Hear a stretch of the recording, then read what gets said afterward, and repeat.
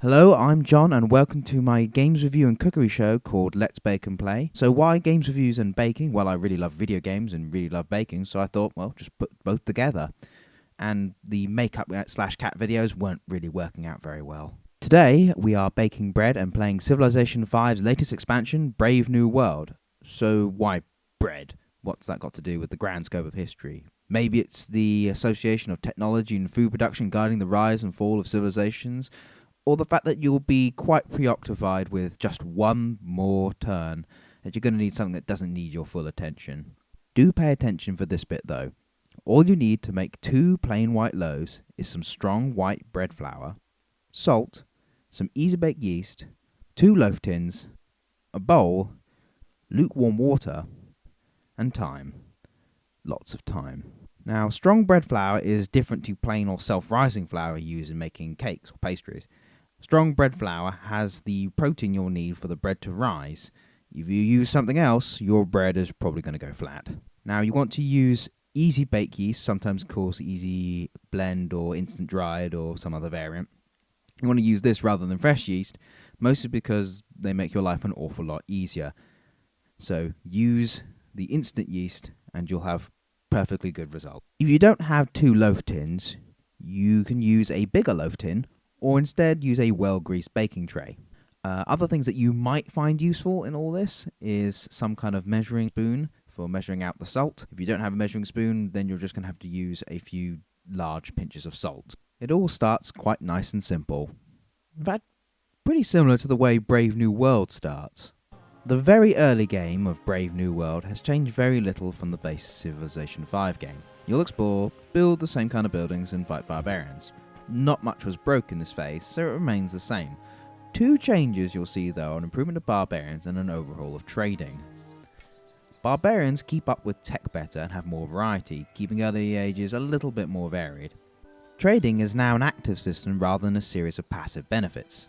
Build a caravan, you get to create a route between one of your cities and another city somewhere else, provided it's within range. For external trade, you and the recipient will receive gold, science and religion in different amounts depending on distance, luxury goods and discovered technology.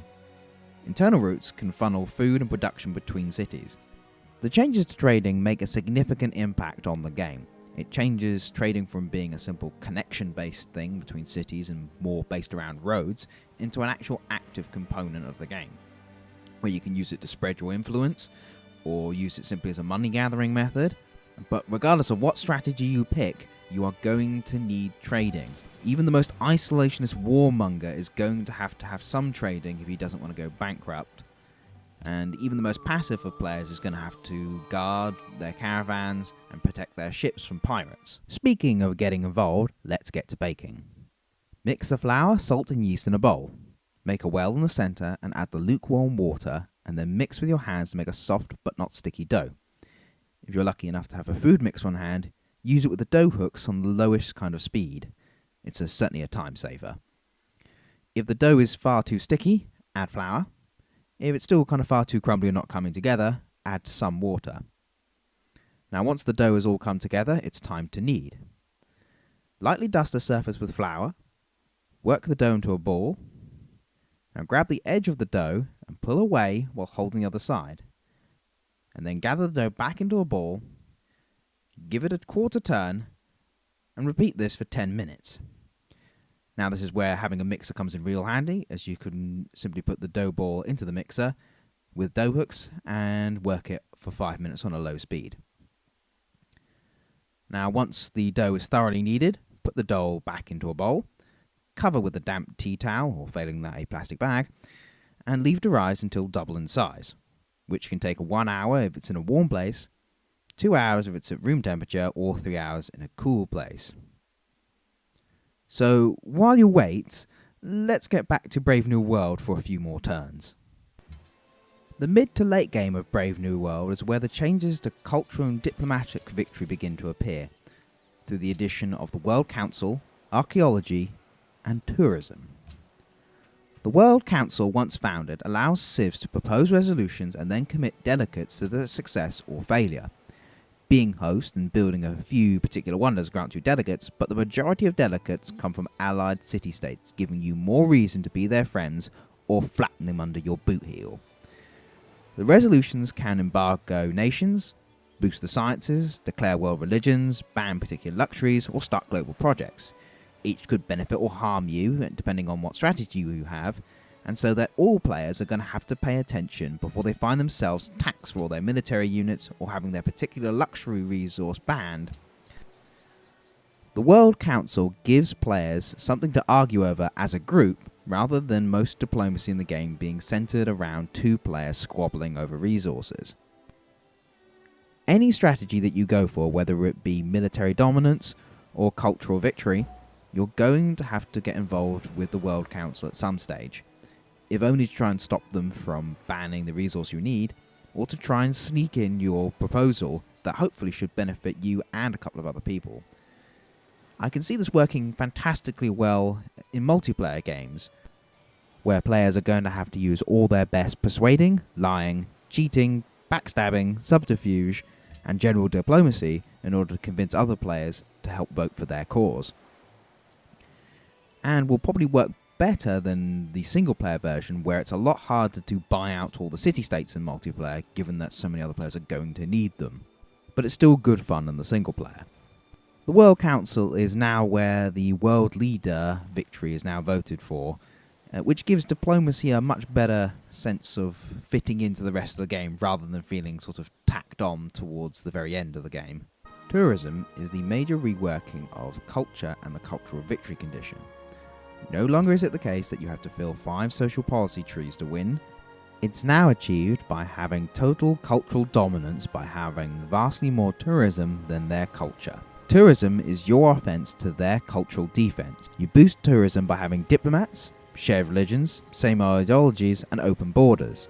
To generate enough tourism, you'll need to create great works from writers and artists, and then place these works in museums.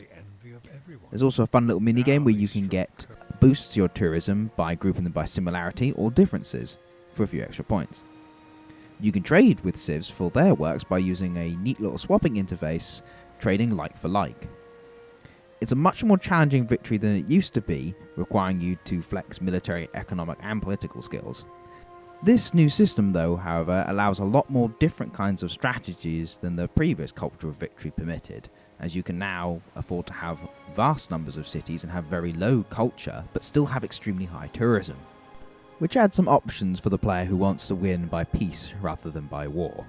Archaeology is one of the new systems, and it fits into the tourism system by creating a new unit called the Archaeologist, who can dig up artifacts related to earlier in the game. Once you've spent a few turns investigating the site, you have 2 options. You can choose to keep it in its current spot and you gain a cultural boost, or you can choose to dig it up and put it in your museum for more tourism. It leads to a sort of fun archaeology rush, trying to snatch them all up before your opponents do, which sort of livens up the mid-game and gives purpose to things like open borders. Before we head on into Brave New World's endgame, let's get the bread ready for its final rise. Once the dough has doubled, take it out of the bowl, punch it down to deflate it, and divide it into 2 even pieces. Pat each down to the approximate size of the loaf tin. Roll the dough up from the long side, tuck the ends in, and put it into the tin, fold side down. And you repeat for the second. And then put both these tins into a plastic bag so they can rise again, using the same times as mentioned before. If you're using a large baking tray instead of a loaf tin, simply shape the dough into a loaf shape and then put into a plastic bag for the rising. Now, with the final rising underway, let's enter the end game of Brave New World. The final stages of Brave New World remain relatively unchanged other than the addition of the new XCOM unit. But a few familiar items have changed. Spies can now be diplomats, allowing you to boost tourism in the target country and gain insights and motives on the World Council plans. The AI seem to have been improved drastically in the realms of trade and general play. No longer do you have to trade 3 luxury goods in order to get 1 back. They do seem a little bit more passive, but that might depend on your playstyle and upon your difficulty level. Multiplayer itself has had a few tweaks for faster games, but should be dramatically improved with the addition of World Council, giving subterfuge and diplomacy proper places in a Civ game. Finally, a few civilizations show the promise of interesting new gameplay styles, namely Venice, who can only build one city, and the Zulus, whose troops really can run 50 miles and fight a battle. But for the most part, civs still play fairly similar. Now, while the sun sets on my glorious empire, let's get back to baking this bread. While the bread is rising, heat the oven to 230 degrees C, or 450 degrees Fahrenheit, or gas mark 8. Once the dough is finished rising, sprinkle the loaf with flour and make a deep slash along the loaf with a sharp knife. Put the loaves in the oven for 15 minutes, and then drop the temperature to 200 degrees C, 400 degrees Fahrenheit, or gas mark 6. Then bake for 15 to 20 minutes more until golden brown and that the turned out loaf sounds hollow when tapped underneath. If you do this and it sounds too dull, then put it on the oven shelf directly without the tin for 5 more minutes. Then leave the bread to cool on a wire rack and enjoy your nice warm bread while I give you my final thoughts on Brave New World. Brave New World is a great improvement to Civilization 5. It makes diplomacy and trading more fun by making them more interactive. Cultural victory, although much more challenging, is now much more interesting than simply accumulating culture points.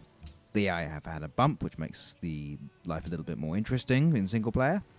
The only fault that I can actually draw with Civilization 5 is that I hope that there will be more civilizations like Venice, which have very extreme gameplay differences to the regular game. But that's only a minor disappointment.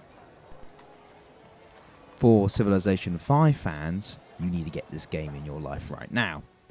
For the more casual, light-hearted fan, this game isn't going to be any more accessible for you. And for fans that wanted more complexity in their series, this should be right up their street. Brave New World is simply an expansion that enriches an already great game. And bread, of course, is just simply delicious. So enjoy your Brave New World and enjoy your lovely new bread to go with it. This has been John for Let's Bake and Play. And I'll see you another time with another game and another delicious thing to eat. Bye-bye.